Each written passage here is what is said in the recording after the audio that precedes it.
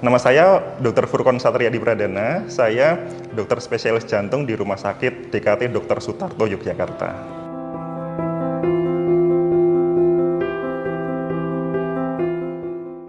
Memang salah satu COVID itu bukan cuma pneumonia, tapi dia adalah penyakit endotel. Endotel itu adalah dinding pembuluh darah. Jadi memang di situ ada peradangan sistemik, peradangan seluruh tubuh yang menyebabkan pengentalan darah. Nah itu pengentalan darah itu bisa dicek dengan dedimer. Nah kita bisa lihat pada pasien-pasien COVID itu tergantung pengentalan darah lokasinya di mana. Nah kalau misalnya pada pasien-pasien COVID yang pengentalan darah atau penjendelan darahnya itu misalnya di jantung, di pembuluh darah jantung, itu bisa terkena serangan jantung seperti jurnal yang saya ceritakan kemarin di Twitter. Seperti itu. Nah, kalau misalnya di tempat-tempat lain seperti di kaki itu bisa menyebabkan yang namanya acute limb ischemia. Itu acute limb ischemia itu dia seperti serangan jantung tapi di kaki. Jadi kayak kakinya mati. Selain itu juga bisa pengentalan darah di pembuluh darah balik di paru-paru. Itu yang bisa menyebabkan sudden death. Pulmonary embolism yang sering disebut-sebut sekarang, karena hampir 25% pasien dengan COVID sedang berat itu mengalami pulmonary embolism. Pengentalan darah di pembuluh darah balik jantung ke paru-paru, seperti itu.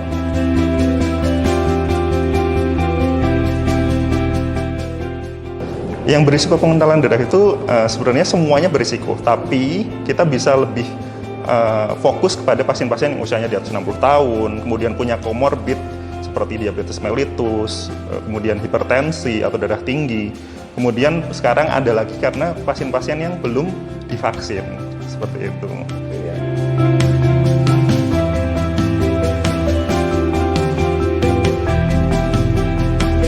Karena vaksin itu adalah yang menyebabkan kita lebih siap. Jadi kan dia adalah materi genetik atau virus yang dilemahkan yang disuntikkan kepada tubuh kita. Nah itu kita lebih siap untuk memproduksi antibodi yang nantinya bisa digunakan untuk melawan virus tersebut. Jadi tubuh kita lebih siap untuk menghadapi virus. Tidak serta-merta kita 100% kebal, tapi dia dapat mengurangi risiko dari infeksi COVID berat.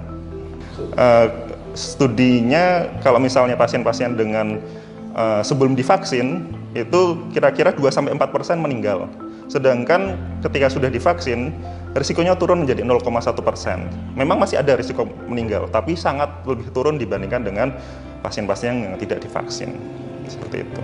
85% penurunan dari COVID berat dan kematian. Kalau Sinovac di Chile itu penelitiannya seperti itu. Dia bisa menurunkan sampai 85%.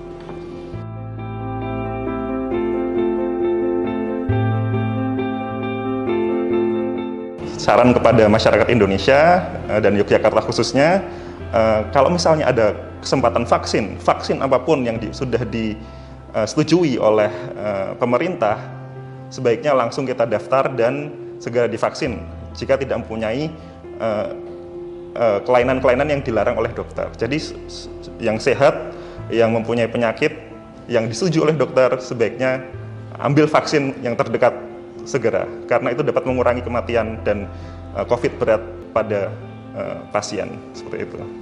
Selain itu juga tetap menggunakan masker, karena ini dapat mengurangi paparan.